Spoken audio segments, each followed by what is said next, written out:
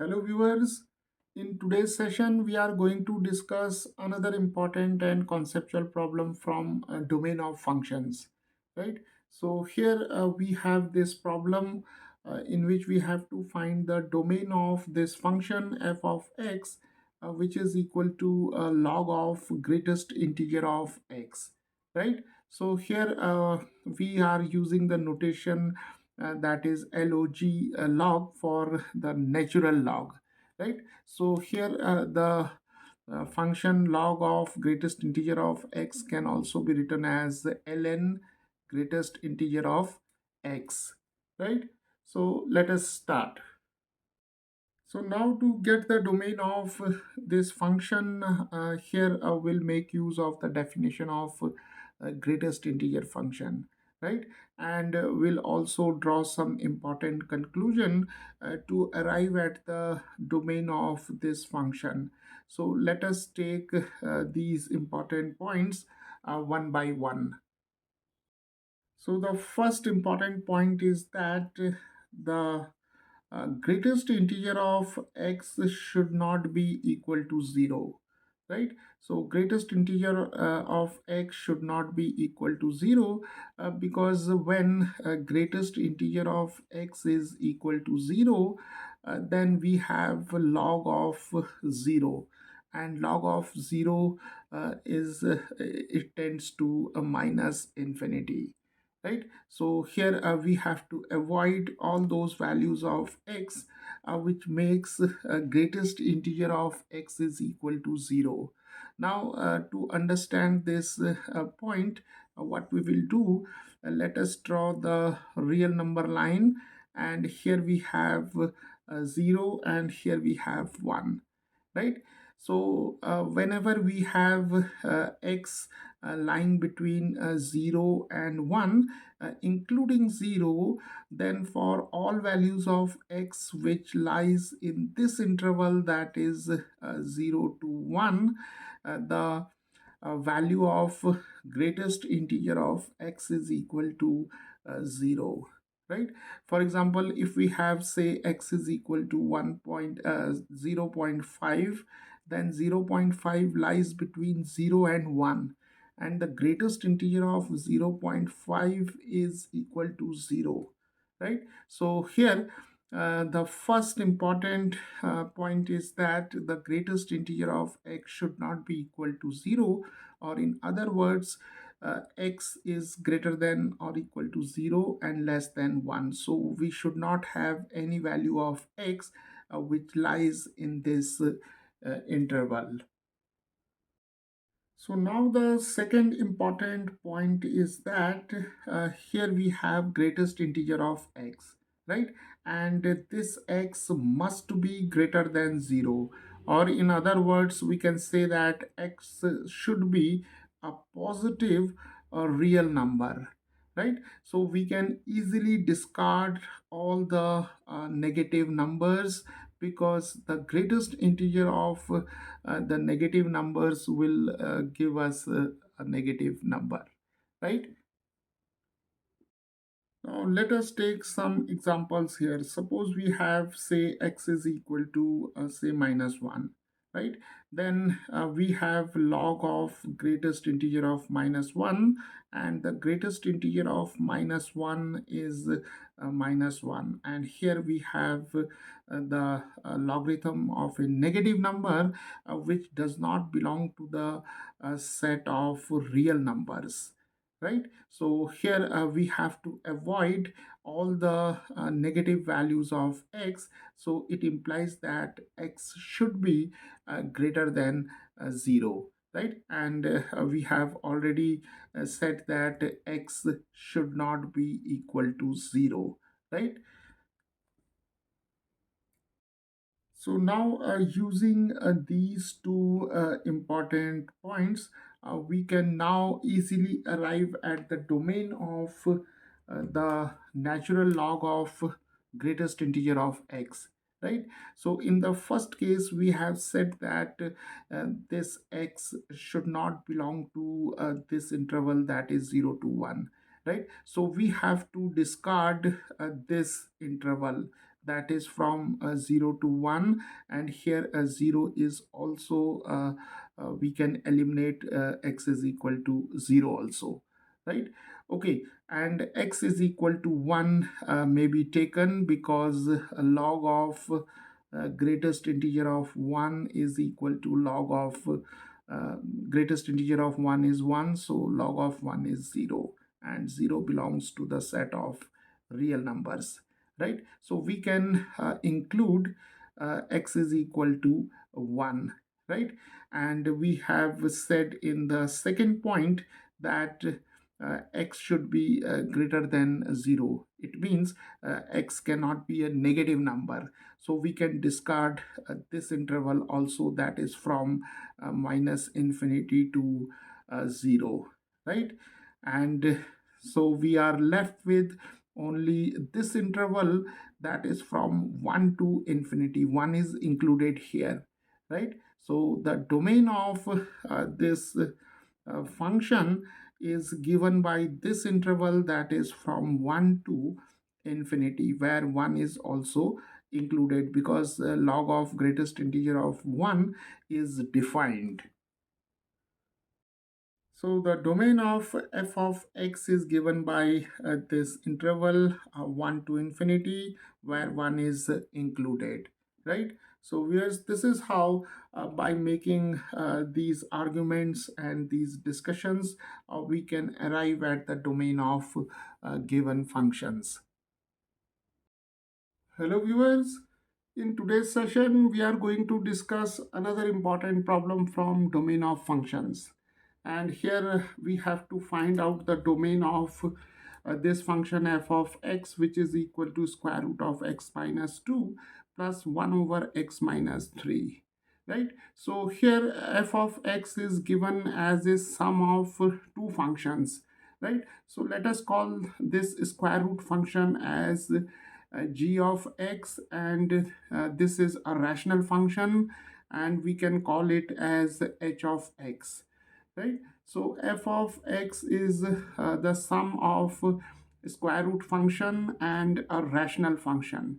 So in order to get the domain of this function f of x, what we will do, we'll first find out the domain of this function, that is square root of x minus 2. So let us call the domain of this function as d1, and then we'll find out the domain of this function, that is the rational function 1 over x minus 3, and let us call the domain of this function as d2. And then we'll find out, or we'll identify the common values of x which simultaneously satisfy this function f of x, and those common values of x are known as the domain of this function f of x, right? So let us call the domain of f of x as d. So d can be written as d1 intersection d2. So let us first individually find out the domain of the function x minus 2 and 1 over x minus 3. So now the function square root of x minus 2 is valid only when x minus 2 is either greater than 0 or equal to 0, right? So x minus 2 has to be positive or 0 in order to define this function g of x, because if x minus 2 is negative, then this expression becomes a negative expression inside the square root sign, and in that case we'll get a complex number, and in that case the square root of a negative number does not belong to the set of real numbers, right? So for the validity of square root of x minus 2, this x minus 2 should be greater than or equal to 0. In other words, we can say that x should be greater than or equal to 2, right? So the domain of square root of x minus 2 is given by x greater than or equal to 2, which can also be written like this, that is 2 to infinity, right? So here this 2 is closed, it means 2 is included here.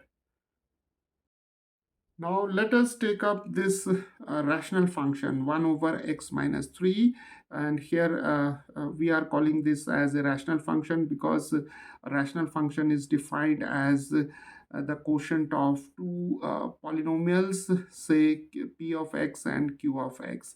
So here one is p of x and x minus 3 is q of x, right? So the domain of this function is all real numbers except 3, because when we take x is equal to 3, then in the denominator we'll get 0, so this becomes 1 over 0, which is not defined, right? So the domain of this rational function is given by the set of all real numbers except 3, right? So now we have obtained the domain d1 and d2. So let us find out the intersection of d1 and d2 by making use of the concept of a real number line. So here we have the real number line, and this is minus infinity, and here we have plus infinity, right? So let us plot the points 2 and 3, and here we have 2 and here we have 3. So let us first represent d1. So d1 is from 2 to infinity. So we'll go like this. So this is the region which represents d1. So this is the domain d1, and remember here this 2 is included, right? Okay, now let us represent this domain d2. So d2 is r minus 3. So here we have the entire real number line, except here will not include 3, right? So first we'll go from minus infinity to 0, and then sorry, here we'll go from minus infinity to 3, and then from 3 to infinity. So this interval, or r minus 3, can also be written as minus infinity to 3 and union 3 to infinity, right? So here this circle signifies that 3 is not included, right? So here this 3 and this 3, they are not included. Okay, so now from d1 and d2, here we have d2, we have to now identify the common region, right? And from this real number line and the domains d1 and d2, we can easily identify the common region. So now the common region comprises of the interval that is from 2 to 3. First we'll go from this point, that is 2 to 3, right? 2 is included and 3 is not included, right? And this reason, that is minus infinity to 2, is not included in d1, right? So we'll leave it, and then we'll take this interval, that is from 2 to 3. 2 is included and 3 is excluded, right? Because here 3 will make x minus 3 0, and 1 over 0 is not defined, right? And then we'll have here the union, and then we go from 3 to infinity. So then here we have the open interval. It implies that 3 is not included. So we'll go from 3 to infinity, right?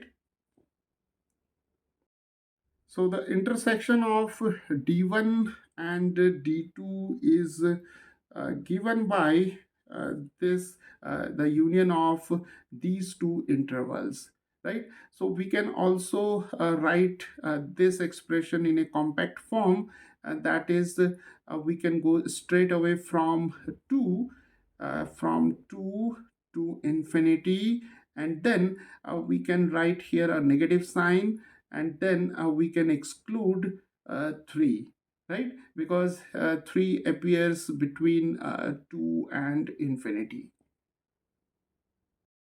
So the domain of this function f of x is given by either this interval or this one.